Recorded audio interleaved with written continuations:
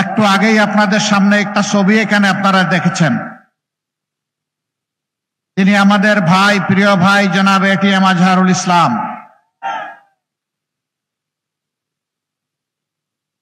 ফ্যাসিবাদীরা বিদায় নিয়েছে। এই ফ্যাসিবাদের নির্মম নির্যাতনের শিকার এটিএম আজহারুল ইসলাম এখনো কেন জেলের ভিতরের জবাব সরকারকে দিতে হবে। আমরা কোনো ধানাই পানাই চাই না। নিষ্কলুষ এই জননেতাকে জনগণের বুকে ফিরিয়ে দিন।